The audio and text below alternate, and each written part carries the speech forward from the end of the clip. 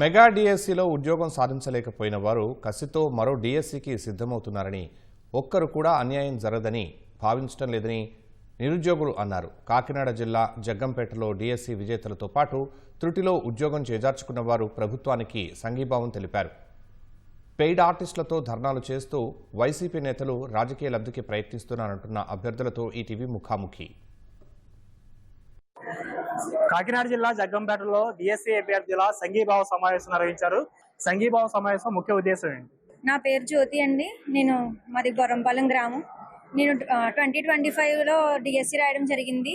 Job రావడం రాకపోవడం అనేది ఎవరి టాలెంట్ బట్టి అలా ఉంటుంది, కానీ రికమెండేషన్ల వల్ల డబ్బులు ఇచ్చి కొనుక్కోవడం అనేది ఏమీ ఉండదు. ప్రతిపక్షవాదులు అలా నిందలు వేయడం, ఆరోపణలు చేయడం చాలా తప్పని మేము చెప్తున్నాము. అంటే వాళ్ళలో పెయిడ్ ఆర్టిస్టులు అలాంటివి ఏమైనా ఉంటే ఉండొచ్చు, అది మాకు తెలియదు. కానీ మేము నిరుద్యోగులం అయ్యాం కాబట్టి మాకు జాబ్ రాలేదు, కష్టపడ్డాం.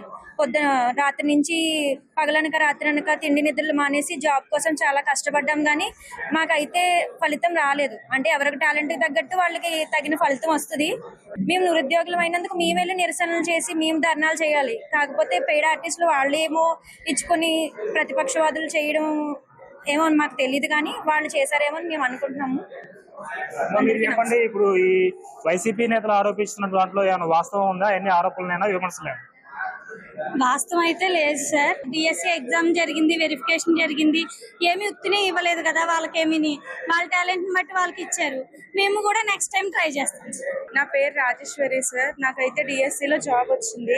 నేను 2020 బీఈడి పూర్తయినప్పటి నుంచి ప్రిపేర్ అవుతూనే ఉన్నాను. స్కూల్ అసిస్టెంట్ మ్యాథమెటిక్స్కి డబ్బులు ఇచ్చుకున్నారు, అది ఇది రెండు. ఫాదర్ కూడా లేరు, ఇద్దరం ఆడపిల్లలం, ఇద్దరం చదువుతూనే ఉన్నాము. మేమైతే లక్షలు పెట్టి డబ్బులు పెట్టుకునే స్తోమత అయితే మాది కాదు సార్. ఎందుకంటే ఎక్కడైనా ఎవరైనా ఫ్రీ కోచింగ్లు ఇస్తారా, అక్కడ చదువుకుందామనే ఒక మైండ్ సెట్లో మేము ఉన్నాము. అంటే ఆన్లైన్ కానీ యూట్యూబ్ ద్వారా ఇలా చదువుకుని ఓన్గా ప్రిపేర్ అయ్యి తెచ్చుకున్నాం తప్ప డబ్బులు ఇచ్చి అయితే జరగలేదు సార్. ఎందుకంటే మెరిట్ లిస్ట్ రిలీజ్ అయినప్పుడు మేము పడ్డ టెన్షన్ ఏంటో మాకే తెలుసు. అందులో సెలెక్ట్ అయిన తర్వాత అక్కడ మాకు వెరిఫికేషన్ అప్పుడు ప్రతి word to word, line to line, అంటే సింగిల్ లెటర్ మిస్టేక్స్ ఉన్నా రిజెక్ట్ చేసేవారు. నా కళ్ళ ముందు ఇద్దరిని రిజెక్ట్ చేస్తారు. ఇప్పుడు మేము ఈ పొజిషన్లో ఉన్నాము కేవలం కష్టపడి మాకు మాత్రమే తెలుసు. కానీ ఇప్పుడు అటువంటి మనశ్శాంతి ఉండట్లేదు. అంటే కష్టపడి తెచ్చుకున్న ఉద్యోగం ప్రశాంతంగా చేసే వీలు కూడా లేకుండా అయిపోతుంది. దయచేసి ఇటువంటి అసత్య ప్రచారాలు ఆపాలని కోరుకుంటున్నాం సార్. నా పేరు లక్ష్మీ ప్రసన్న సార్. మాది నీలద్రోపేట.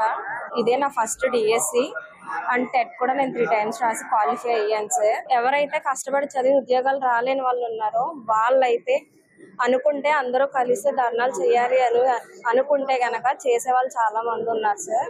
కానీ బాధపడే వాళ్ళు ఉన్నారు ఉద్యోగం రాలేదని. ఇదంతా రాజకీయ పరంగా చేసినవే సార్. ఈ ఆరోపణలు అయితే ఏమీ నిజం కాదు. మీరు చెప్పండి, ఇప్పుడు డిఎస్సి క్వాలిఫై అయ్యారు. డిఎస్సి మొత్తం ఎంపిక ప్రక్రియ కావచ్చు, సర్టిఫికేట్స్ వెరిఫికేషన్ కావచ్చు, ప్రక్రియ మొత్తం ఎలా జరిగింది? దీంట్లో ఎక్కడైనా అవకతవకలు జరిగే అవకాశం ఉందా లేదా? నేను ఓపెన్ లో 33 ర్యాంక్ సాధించి కాంట్రాక్ట్ లో సోషల్ స్కూల్ అసిస్టెంట్ విభాగంలో నాకు జాబ్ వచ్చింది సార్. అవకతవకలు జరిగినారు. మీరు 2019లో 151 సీట్ సాధించారు.